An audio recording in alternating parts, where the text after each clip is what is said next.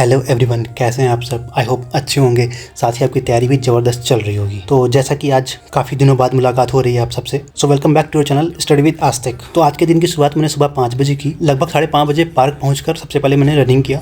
और जैसा कि मैंने पहले ही व्लॉग्स में बताया हुआ है कि 13 मई को मेरा फिजिकल है BSF हेड कांस्टेबल का। तो 6.5 मिनट में 1600 मीटर दौड़ना है, तो उसकी प्रैक्टिस चल रही है। तो उसके बाद वर्कआउट वगैरह करने के बाद थोड़ा बैडमिंटन खेला और उसके बाद वापस 7:30 के आसपास मैं वापस रूम पर आ गया और फिर थोड़ा बहुत नाश्ता वगैरह किया और फिर लगभग 9:15 के आसपास मैं बैठ गया पहला स्लॉट के लिए। पहला स्लॉट मैंने स्टार्ट किया आज मॉक टेस्ट से। मॉक टेस्ट तो भी UP PCS प्री 2024 जो एग्ज़ाम था उसका मैं मॉक टेस्ट देने जा रहा हूँ। वैसे सच बताऊँ तो UP PCS के लिए मैंने पढ़ाई स्टार्ट तो कर दी है, लेकिन अभी तक एक भी मैंने प्रीवियस ईयर पेपर वगैरह सॉल्व नहीं किया था। तो जब तक आप प्रीवियस ईयर पेपर देखते नहीं हो तब तक आपको अच्छे से आइडिया नहीं लगता। दरअसल बात ये, तो मुझे ऐसा लग रहा था कि बस मैं आँख बंद करके शुरू कर दिया हूँ कुछ भी, और मुझे कुछ आइडिया नहीं मैं क्या कर रहा हूँ। तो इसलिए मैंने सोचा कि क्यों ना मॉक टेस्ट लगाया जाए थोड़ा सा प्रीवियस ईयर पेपर को, तो थोड़ा सा आइडिया लगेगा कि कैसे पेपर आते हैं, कैसे क्या होता है ना। तो इसलिए जो लास्ट ईयर 2024 का UP PCS था, मैं उसके मतलब मॉक टेस्ट लगाने जा रहा हूँ। लगभग 2 घंटे का होता है और मेरे पास प्रीवियस ईयर पेपर की बुक है, तो उसी से लगा रहा हूँ। देखो इन शॉर्ट थोड़ा सा ओवरव्यू दे देता हूँ UP PCS का। पेपर प्री में 2 पेपर होते हैं, पेपर 1 पेपर 2 दोनों सेम डे होते हैं। और एक पेपर होता है GS का, फुल्ली GS 150 क्वेश्चंस के, और दूसरा होता है CSAT का, है ना। तो फिलहाल मैं GS का पेपर देने जा रहा हूँ प्री वाला, तो जिसमें 150 क्वेश्चंस रहेंगे। तो जैसा कि मैं ऑफलाइन पेपर देने जा रहा हूँ पेपर बुक से, तो इसका कोई स्कोर कार्ड वगैरह तो नहीं शो कर पाऊँगा मैं, बट एट द एंड मैं आपको अपना स्कोर मतलब बता दूंगा कि मतलब कैसा रहा है मेरा पहला पेपर। यार देखो लगभग 1 घंटे बीत चुके हैं और काफ़ी सारे क्वेश्चंस मैंने स्किप ही किए हैं 150 में। ऑब्वियसली मुझे मतलब आता तो नहीं है ना। और लगभग 1.5 घंटे मैंने सारा का सारा पेपर ख़त्म कर लिया था। मुझे जितना अटेम्प्ट करना था, मतलब जितना मुझे आ रहा था, मैंने अपने हिसाब से उतना अटेम्प्ट किया। और आउट ऑफ 150 मैंने 72 क्वेश्चंस ही अटेम्प्ट किए थे, जिसमें एक मतलब 150 क्वेश्चन जो होते हैं वो 200 नंबर का होता है। तो इस हिसाब से लगभग 1.3 मार्क्स का एक क्वेश्चन होता है और 1/3 की नेगेटिव होती है। तो मेरा ओवरऑल जो स्कोर था वो 56 था, मतलब सारा नेगेटिव पॉजिटिव सब करके। तो 56 मेरा पहला मॉक टेस्ट का स्कोर रहा। तो पहला टेस्ट मेरा कुछ इस तरह से रहा है। बाकी अब मैं थोड़ा सा एनालिसिस करूँगा इस पेपर का जो मैंने किया है, क्योंकि एनालिसिस ही सबसे इंपॉर्टेंट चीज़ होती है किसी भी एग्ज़ाम पेपर का।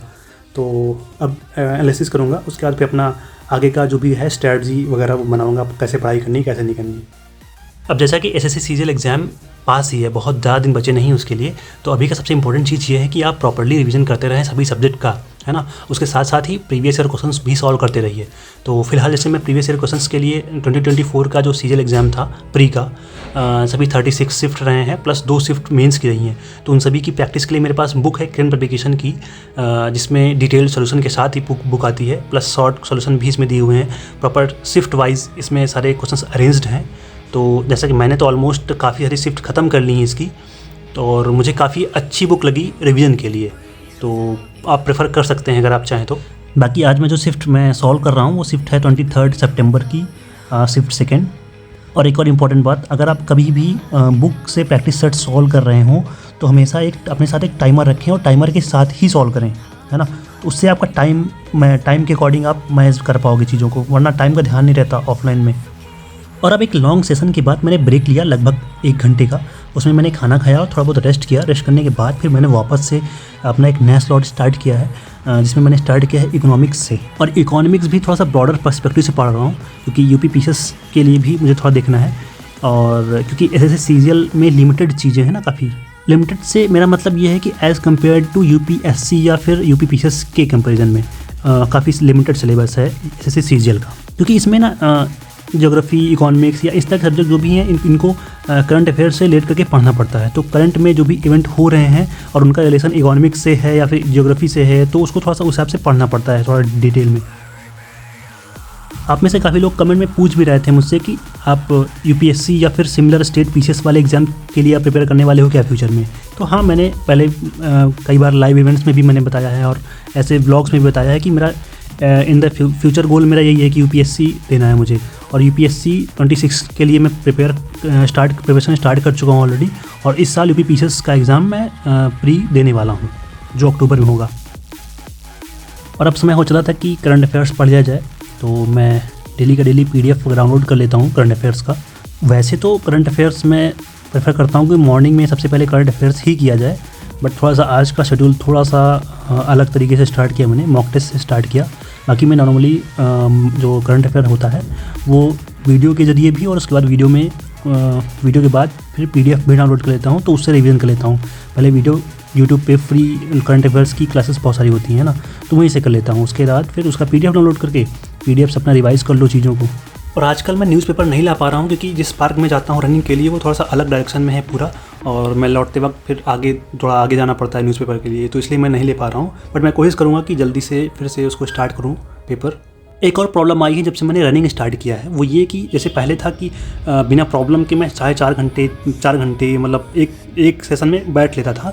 बट अब क्योंकि रनिंग का स्टार्ट कर दिया है और मतलब पूरी बॉडी एकदम टायर्ड हो जाती है, तो इस वजह से मतलब 3-3.5 घंटे से ज़्यादा मतलब अगर मुझे बैठना है तो बहुत ज़्यादा एक्स्ट्रा एफर्ट लगाना पड़ता है।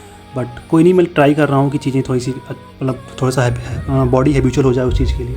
क्योंकि यार देखो, ये रनिंग अगर मेरे हैबिट में आ गई ना, तो ओवरऑल फिजिकल हेल्थ के लिए भी मुझे अच्छा ही रहेगा। क्योंकि बैठ के लॉन्ग सेशंस लेने होते हैं, 4 घंटे 3 घंटे बैठ के पढ़ रहे हो, है ना।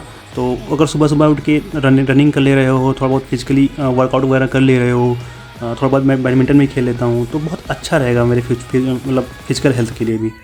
और अब ज्योग्राफी पढ़ने के बाद मैंने स्टार्ट किया है 3 घंटे का एक सेशन मेरा रहेगा, जो है इवनिंग में, वो मैथ्स रहेगा। क्योंकि at the end SSC CGL भी देना ही है ना, और CSAT में भी मैथ्स के क्वेश्चंस आते ही हैं, तो दोनों प्रैक्टिस हो जा रही है मेरी। और मैथ्स में आजकल जो मैं प्रैक्टिस कर रहा हूँ वो मिक्स क्वेश्चंस की प्रैक्टिस कर रहा हूँ। मतलब ऐसा कोई ये नहीं कि मतलब एक चैप्टर उठाया और उसी चैप्टर के दिन भर सॉल्व किया, नहीं। कुछ क्वेश्चंस मैंने वैसे मान लो पार्टनरशिप से कर लिए, कुछ मिक्सर एलिगेशन से कर लिए, है ना। इस तरह से मिक्स कर रहा हूँ, कुछ एवरेज से कर लिए, तो इस तरह से मिक्स क्वेश्चन प्रैक्टिस कर रहा हूँ।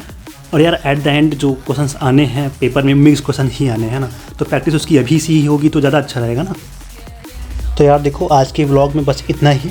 कमेंट बॉक्स में बताना कि वीडियो कैसी लगी और तैयारी आपकी कितनी हो चुकी है, और आपके एवरेज स्कोर मॉक में इस समय कितने आ रहे हैं ना।